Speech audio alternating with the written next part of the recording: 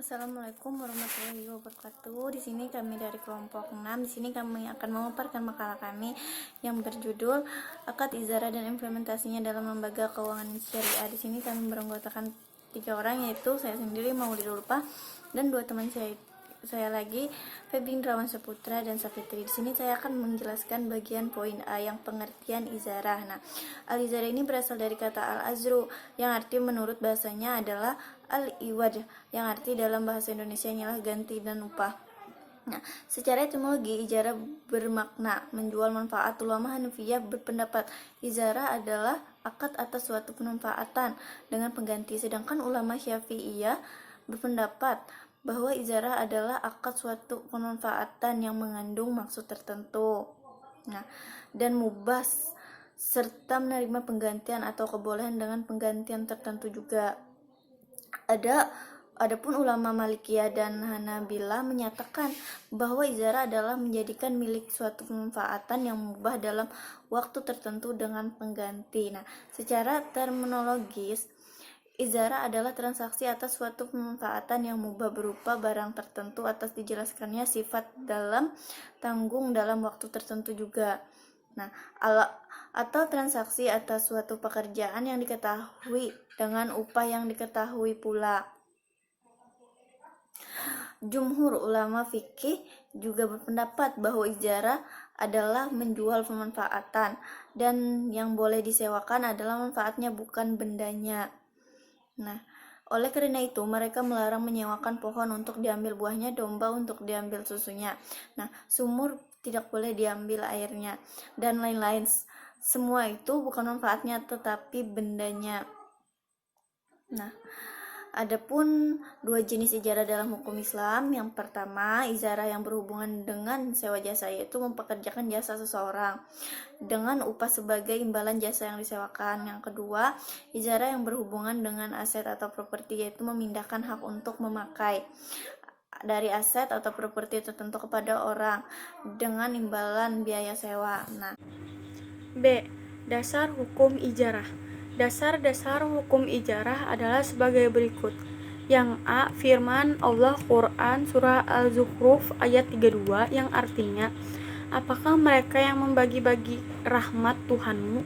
Kami telah menentukan antara mereka penghidupan mereka dalam kehidupan dunia, dan kami telah meninggikan sebagian mereka atas sebagian yang lain beberapa derajat, agar sebagian mereka dapat mempergunakan sebagian yang lain, dan rahmat Tuhanmu lebih baik daripada apa yang mereka kumpulkan. Yang B. Firman Allah Quran Surah Al-Baqarah ayat 233 yang artinya, dan jika kamu ingin anakmu disusukan oleh orang lain, maka tidak ada dosa bagimu apabila kamu memberikan pembayaran menurut yang patut. Bertakwalah kepada Allah dan ketahuilah bahwa Allah Maha melihat apa yang kamu kerjakan.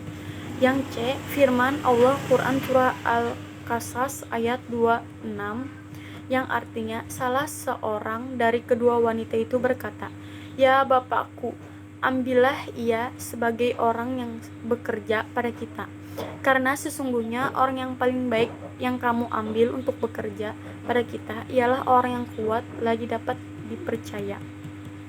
Selanjutnya, C. Rukun dan syarat ijarah. Menurut ulama Hanafiyah, rukun ijarah adalah ijab dan qabul, antara lain dengan menggunakan kalimat al-ijarah, al-istizar, al-iqtirar, dan al-iqrar. Adapun menurut jumhur ulama, rukun ijarah ada 4, yaitu 1. Akid, orangnya akad, 2. Sikat akad, 3. Uzrah atau upah, dan 4. Manfaat. Syarat ijarah terdiri dari 4 macam, sebagaimana syarat dalam jual beli, yaitu syarat al-inqad atau terjadinya akad, syarat al-nafas atau syarat pelaksanaan akad, syarat sah, dan syarat lazim. D. Aplikasi akad ijarah dalam lembaga keuangan syariah. Jika diterapkan dalam perbankan Islam, maka bank Islam tidak tindak selaku muadzir atau pemberi sewa, dan nasabah selaku penyewa atau mustajir.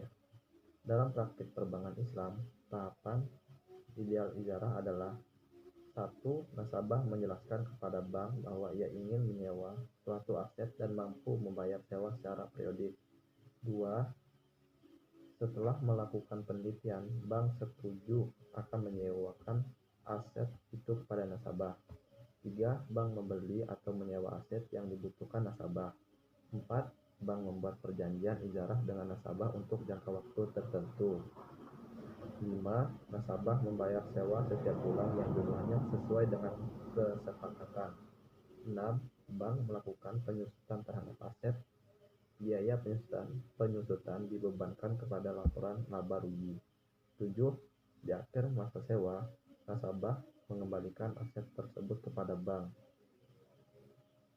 Ijarah Muntahiyah bit Tamlik atau IMBT menurut jenisnya terbagi menjadi 2. 1. IMBT melalui hibah atau hadiah di akhir masa sewa dengan memperhitungkan harga aset dan nilai total sewa dalam jangka waktu tertentu. Kedua, IMBT melalui pemindahan kepemilikan di akhir masa sewa dengan cara membeli dengan harga yang sesuai dengan sisa cicilan sewa. Mungkin cukup sekian dari kelompok kami. Selebihnya mohon maaf. Waalaikumsalam warahmatullahi wabarakatuh.